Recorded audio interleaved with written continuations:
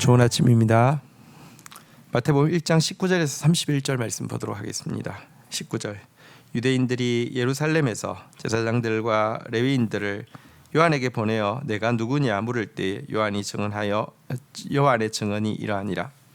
20절 요한이 드러내놓고 말하고 숨기지 아니하니 드러내어 하는 말이 나는 그리스도가 아니라 한대. 21절 또 묻되 그러면 누구냐? 내가 엘리야냐? 이르되 나는 아니라. 또 묻되 내가 그 선지자냐? 대답하되 아니라. 22절 또 말하여 누구냐? 우리를 보낸 이들에게 대답하게 하라. 너는 내게 대하여 무엇이라 하느냐? 23절 이르되 나는 선지자 이사야의 말과 같이 주의 길을 곧게 하라고 광야에서 외치는 자의 소리로라 하니라. 그들은 바리새인들이 보낸 자라. 자, 세례 요한의 기름 부심이 크고 모든 백성들이 그를 하나님께서 보내신 선지자로 인정하자 이 제사장과 서기관들이, 이 사두개인들, 바리새인들이 요한의 정체성을 파악하기 위해서 이제 내려오게 되었습니다. 그러면서 물어봅니다. 네가 메시아냐고. 메시아가 아니면 메시아 앞에 오기로 되어 있는 엘리야냐고.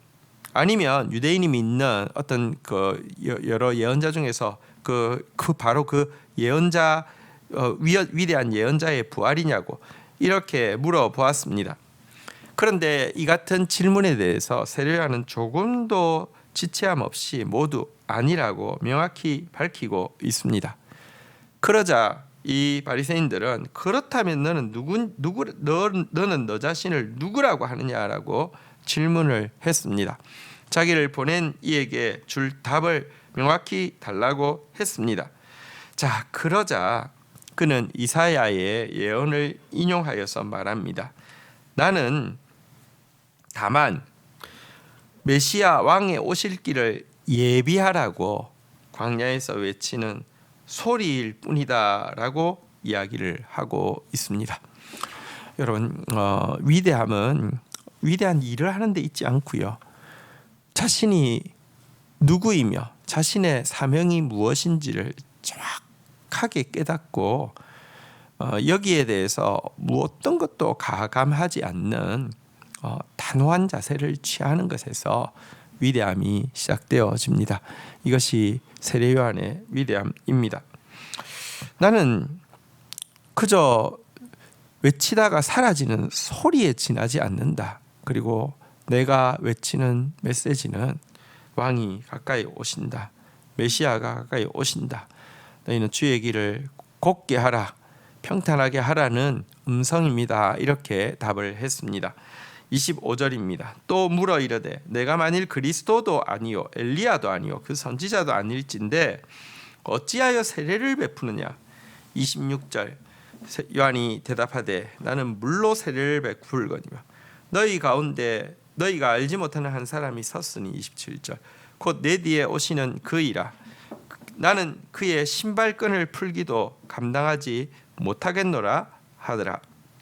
28절 이 일은 요한이 세례를 베푼던 곳 요단강 건너편 베다니에서 일어난 일이니라. 자, 그러자 그들은 이렇게 따져 물었습니다.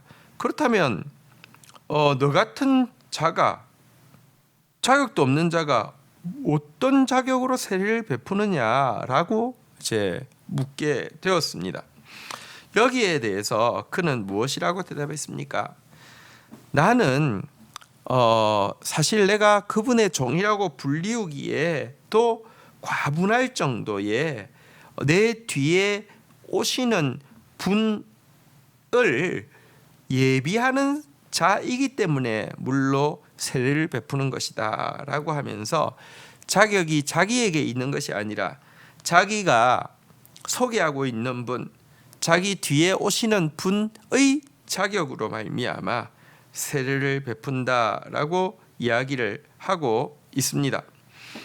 그러면서 또한 자기 뒤에 오시는 분은 성령으로 세례를 주실 것이다 이렇게 이야기를 하고 있습니다.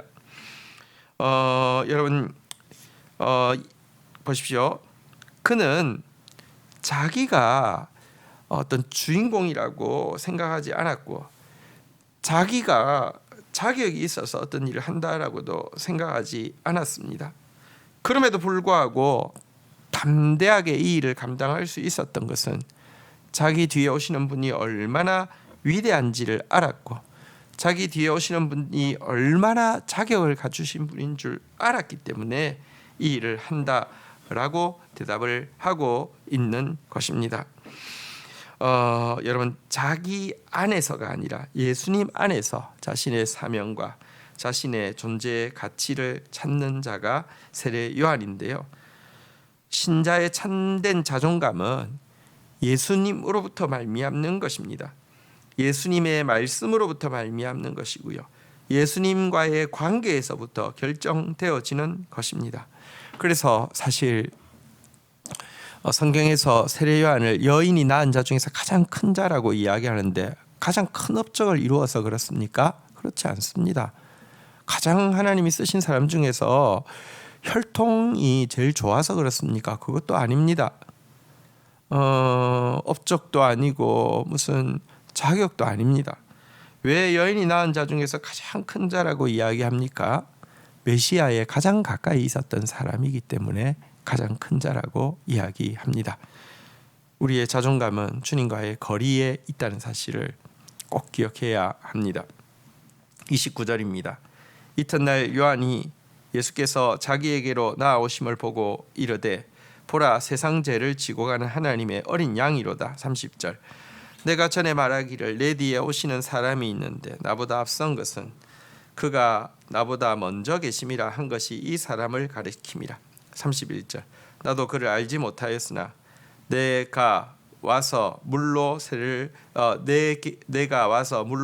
베푸는 것은 그를 이스라엘에게 나타내려 함이라 하니라. 자, 이렇게 예수님에 관해서 담대하게 바리새인들에게 선포했지만 아직 요한은 그 예수님을 직접 뵌 적도 없습니다. 그런데 예수님이 자기에게 나아옴을 보고 그는 그분이 바로 자기가 기다리던 그 메시아임을 단박에 알 수 있었습니다. 그는 자기 자신에게 사람들을 이렇게 집중하게 하기 위해서 어떤 주의를 끄는 사람이 아니었죠. 도리어 아니라라고 부인했던 사람이죠. 하지만 예수님의 나오심을 보고 그는 외칩니다. 보라, 세상 죄를 지고 가는 하나님의 어린 양이로다라고 외치며 모든 사람이 그분께 집중하기를 원하였습니다. 여기 어린 양이라는 것은 속죄를 위해서 성전에서 아침 저녁으로 끊임없이 바쳐드려지던 제물인데요. 여기 하나님의 어린 양이라는 표현은 이제 끊임없이 반복되어지던 이 모든 그 속죄의 제물의 본체가 되어지셔서 단번에 세상의 모든 죄를 걸머지실 것을 의미하는 것이 바로 이 어린 양이라는 단어 속에 들어 있습니다. 또한 어린 양이라는 단어는요, 바로 이 짐을 지고 예수님께서 사역하실 것이지만 마치 도살장에 끌려가면서도 잠잠한 어린 양처럼 묵묵히 순환을 감당하실 것에 대한 예언도 하나님의 어린 양이로다라는 표현 속에 담겨 있습니다.